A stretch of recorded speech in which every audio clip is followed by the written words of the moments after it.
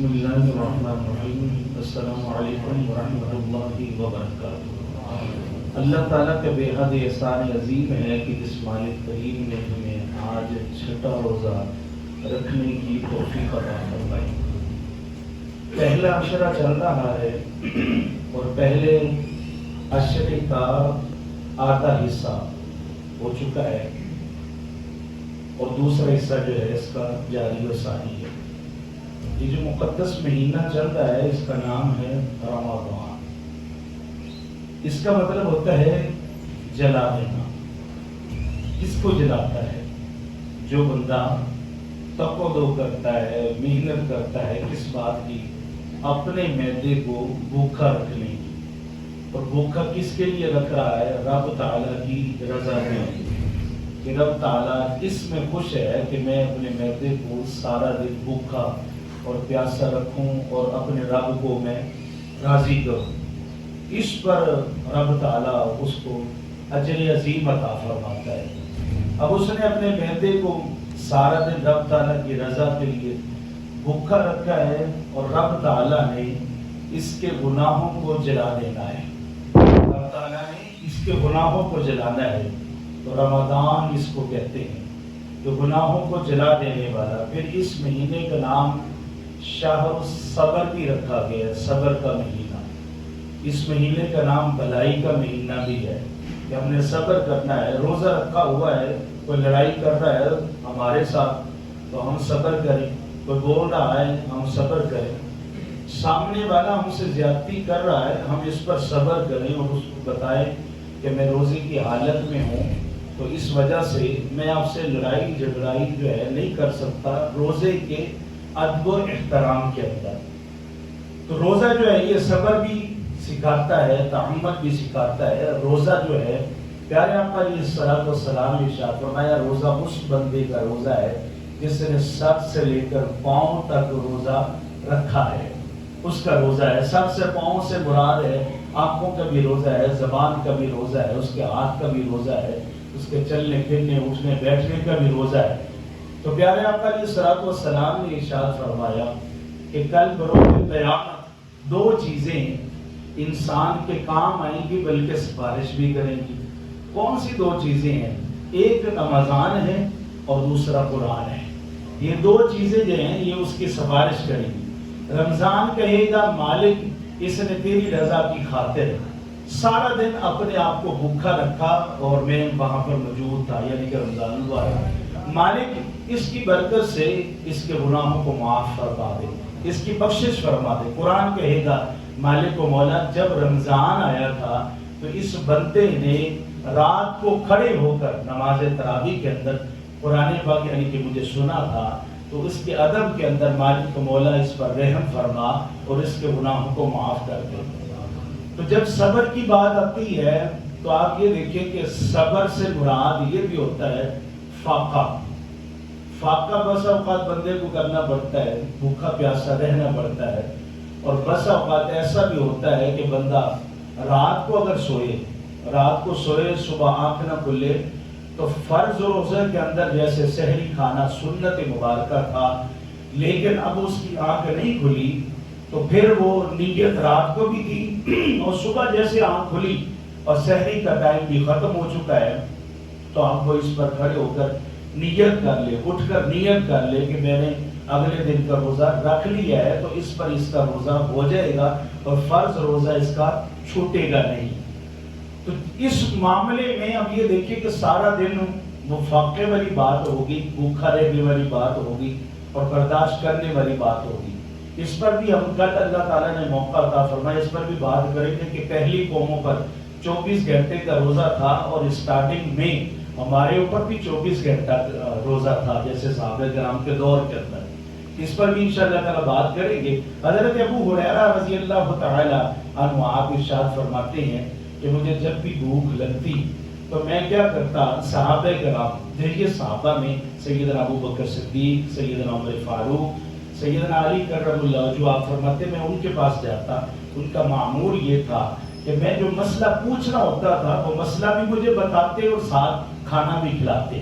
تو حضور علیہ الصلوۃ والسلام سے بھی پوچھا کہ یا رسول اللہ بتائیے کہ انسانوں میں بہترین انسان کون سا ہے؟ تو حضور علیہ السلام نے ارشاد فرمایا جو سلام لینے میں پہل کرتا ہے اور بھوکھوں کو کھانا کھلاتا ہے، بھوکھوں کو ڈھونڈ ڈھونڈ کے کھانا کھلاتا ہے، پوچھتا ہے ان سے۔ تو حضور نے فرمایا سب سے بہترین وہ شخص ہے جو بھوکھوں کی بھوک کو مٹھاتا ہے۔ تو حضرت ابو ہریرہ فرماتے ہیں کہ جب مجھے بھوک لگتی تو میں صحابہ کرام کے پاس ان صحابہ کے پاس جاتا۔ آپ فرماتے ہیں ایک دن مجھے بھوک لگی تھی تو میں سیدنا عمر فاروق رضی اللہ تعالیٰ عنہ کے پاس حاضر ہوا، میں نے سوال پوچھا، انہوں نے جواب بھی دیا اور کھانے کا نہیں پوچھا مجھ سے، اور ساتھ ہی فرمایا کہ آج ابو ہریرہ تم سوچ رہے ہو کہ میں نے کھانے کا تم سے کیوں نہیں پوچھا؟ دراصل میں نے ان سے پہلے انہوں نے پوچھا حضرت ابو ہریرہ سے، حضرت عمر فاروق نے، بتاؤ تم نے کب سے کھانا نہیں کھایا؟ انہوں نے کہا کہ صبح سے میں نے کھانا نہیں کھایا، سارا دن اسی طرح گزر گیا۔ تو اس پر سیدنا عمر فاروق رضی اللہ تعالی عنہ نے ارشاد فرمایا تم نے آج صبح سے نہیں کھایا، میں نے کل صبح سے نہیں کھایا، میں نے کل صبح سے نہیں کھایا۔ دونوں کی بات ہو رہی تھی، فرمانے لگے چلے ہم نہ سیدنا ابو بکر صدیق رضی اللہ تعالی عنہ کے پاس چلے جاتے ہیں۔ جب ان کے پاس گئے دونوں نے مل کر سوال کیا، ان کا بھی یہ معمول تھا کہ جب بھی ان کے پاس کوئی جاتا تھا کوئی سوال پوچھنے کے لیے سب سے پہلے وہ کھانے کا پوچھتے تھے۔ انہوں نے سوال کیا، انہوں نے جواب دیا، کھانے کا نہیں پوچھا، اور ساتھ ہی پوچھا کہ مجھے لگ رہا ہے ابو ہریرہ تم بھی بھوک میں ہو۔ عمر فاروق سے پوچھا مجھے لگ رہا ہے آپ بھی بھوک کے اندر ہیں، لیکن سن لیجئے آپ کب سے بھوک کے اندر ہیں؟ تو سیدنا ابو ہریرہ نے فرمایا میں آج سے بھوکا ہوں صبح سے، اور سیدنا عمر فاروق رضی اللہ تعالیٰ نے ارشاد فرمایا میں کل صبح سے بھوکا ہوں۔ اب اس پر سیدنا ابو بکر صدیق رضی اللہ تعالیٰ نے ارشاد فرمایا میں 4 دنوں سے بھوکا ہوں، میں 4 دنوں سے بھوکا ہوں۔ اب تینوں مل کر کہنے لگے بارگاہ رسالت میں چلتے ہیں۔ اب جب اس کو کہتے ہیں لیڈر، اس کو کہتے ہیں لیڈر، اور سب سے سچا پکا جو ہمارے لیڈر ہے وہ محمد مصطفیٰ ہے صلی اللہ علیہ وسلم۔ آج جس نے اپنا لیڈر دنیا والوں کو چھوڑ کر صرف لیڈر محمد مصطفیٰ کو چن لیا ہے نا، قبر میں بھی ساتھی ہوں گے، میدان محشر میں بھی ہوں گے، جنت میں بھی آپ کا ساتھ وہ دینے والے ہیں۔ دنیا داری کے جو لیڈر ہے نا وہ بس آپ کو لوٹنے کے لیے ہیں، آپ نے ان کو بس ووٹ دینا، پھر انہوں نے آپ کی طرف نہیں دیکھنا، اس سے پہلے وہ آپ کے ہی ہیں۔ آپ ان کے کہتے رہے ہم آپ کے ہیں، وہ نہیں کہیں گے کہ آپ ہمارے ہیں، لیکن پیارے آقا علیہ الصلوۃ والسلام ہر وقت کہیں گے یہ میرا امتی ہے، یہ میرے چاہنے والا ہے۔ قبر میں بھی کہیں گے، میدان محشر میں بھی کہیں گے، جنت میں بھی کہیں گے یہ میرا عاشق ہے۔ تو سب سے سچے اور پکے جو لیڈر ہیں اس طرح ہوتے ہیں۔ جب ان کے پاس گئے بارگاہ رسالت میں، اور انہوں نے بارگاہ رسالت میں پہنچے ہی تھے کہ حضور علیہ الصلوۃ والسلام نے ان کے چہروں کو دیکھ کر ارشاد فرمایا ابو بکر آپ بھی بھوکے ہو، آپ نے کھانا نہیں کھایا۔ حضرت ابو ہریرہ سے فرمایا آپ نے بھی کھانا نہیں کھایا۔ سیدنا عمر فاروق سے فرمایا آپ نے بھی کھانا نہیں کھایا۔ تو فرمایا تم سارے سن لو، تم نے 4 دنوں سے نہیں کھایا، تم نے 1 دن سے نہیں کھایا، تم نے 2 دنوں سے نہیں کھایا، میں محمد مصطفیٰ نے 1 ہفتے سے کھانا نہیں کھایا۔ اب 1 ہفتے سے کھانے سے مراد روٹی تھی، ورنہ کھجورے وہ کھاتے تھے، پانی پی لیا کرتے تھے، دودھ پی لیا کرتے تھے، کھانا روٹی جو کی روٹی، گندم کی روٹی انہوں نے وہ نہیں تناول فرمائی کہ حضور نے فرمایا 1 ہفتے سے میں نے بھی کھانا نہیں کھایا۔ چلو آؤ پھر ایک میرا ایسا عاشق ہے جس کے پاس ہم چلتے ہیں، وہ ہمیشہ ہی بھوکوں کو کھانا کھلاتا ہے، آج ہم اس کے پاس چلتے ہیں۔ اور ہمارا کیا معاملہ ہے، اگر ہم کسی کو نیکی کی دعوت دے دیں اور ہم کسی کو کہتے ہیں بھائی یہ آپ نے کام کرنا ہے، یہ والا کام نیکی کا آپ نے کرنا ہے، 1 مرتبہ تو وہ ہماری شرم و حیا کے اندر کر ہی دے گا، دوبارہ ہمیں دیکھے گا نا، دیکھتے ہی دور سے کہتا مولوی صاحب آگے نہیں کوئی نہ کوئی چٹی باہر آئی، چٹی سے مراد کوئی نہ کوئی کام میں نے سن کہہ دینا لہذا ادھر ادھر ہو جاؤ۔ لیکن صحابہ کرام کا کیا معمول تھا، وہ صحابی جو تھے حضرت ابو حسن انصاری صحابی تھے، حضور علیہ الصلوۃ والسلام ان کے پاس گئے اور جا کر کہا کھانے کا ارینجمنٹ کیجئے۔ وہ تو جیسے ہش ہش کر نہیں اٹھتا بندہ، جگاؤ باغ میرے بھی ابو ایوب دے وانگو مقدر اسدا میں کتھوں لے آواں یا رسول اللہ۔ انہوں نے کہا میرا تو باغ ہی جا گیا، جن کے لیے کل کائنات کو رب نے بنایا ہے آج وہ میرے مہمان آ گئے ہیں، وہ گئے بکری کا بچہ انہوں نے پکڑا، ذبح کیا، فوری طور پر اپنی بیگم کو کہنے لگے روٹیاں بناؤ۔ آج وہ مہمان ہیں جس کی خواہش کے اندر ہر کوئی کہتا ہے یہ ہمارے ہاں مہمان ہو، آج وہ مہمان ہیں ہمارے یہاں اور کھانا کھانے کی تیاری کرو۔ بیگم بھی فرما بردار فوری طور پر آپ یہ دیکھیں وہ دور کون سا تھا اور ہمارا دور کون سا ہے۔ ہمارا اگر مہمان آ جائے تو ہم اگر بیگم کو کہتے ہیں تو چولہے کو اس نے گیس کھولنا ہے تو فوری طور پر جناب اس نے فوری طور پر کھانا، اس دور میں کھانا بنانا کتنا مشکل تھا، اس دور میں کھانا بنانا کتنا مشکل تھا۔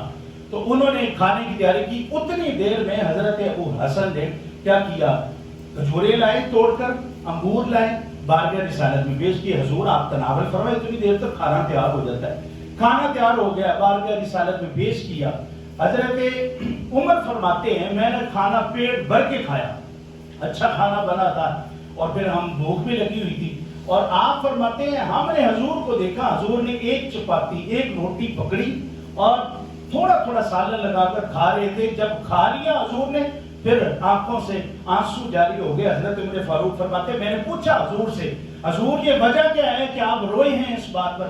تو حضور نے فرمایا عمر ایک ہفتے کے بعد اللہ نے ایک روٹی مجھے کھانے کو دی ہے، سوچ رہا ہوں اس پر اگر رب نے مجھ سے حساب مانگ لیا میں کیسے دوں گا۔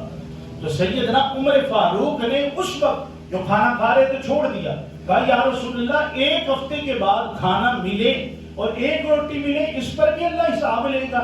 تو حضور علیہ السلام نے ارشاد فرمایا وہ کل کائنات کا مالک ہے، جب چاہے جیسا چاہے جس وقت چاہے حساب لے سکتا ہے، تو وہ ہم سے حساب لے سکتا ہے۔ تو صحابہ کرام کہنے لگے وہ جب دن گزرا تو اس کے بعد ہم نے سوچ لیا کہ بھائی فاقہ ہی اچھا ہے، فاقہ ہی اچھا، فاقہ کریں گے تو حساب سے بچ جائیں گے۔ آج ہم کیا کرتے ہیں، ہمارے دسترخوانوں پہ ڈھیر ڈھیر نعمتیں ہوتی ہیں رب تعالیٰ کی، بھلائی کا ارادہ ہمارے دل میں نہیں ہوتا، ہمیں یہ پتہ نہیں ہوتا ہمارے پڑوسی کے ہمیں پہنچا ہے کہ نہیں، ہمیں یہ پتہ نہیں ہوتا محلے میں کون سحری اور افطاری میں کس ارینجمنٹ کے ساتھ رہ رہا ہے، کیسی سحری اور افطاری کر رہا ہے، ہم اس بات سے بے خبر ہوتے ہیں۔ فکر اس بات کی ہے کہ خبر ہمیں ہونی چاہیے۔ اللہ عز و جل ہمیں عمل کرنے کی توفیق عطا فرمائے۔ دعا پڑھ لیجیے، رب اغفر وارحم وانت خیر الراحمین، رب اغفر وارحم وانت خیر الراحمین۔ الصلاۃ والسلام علیک یا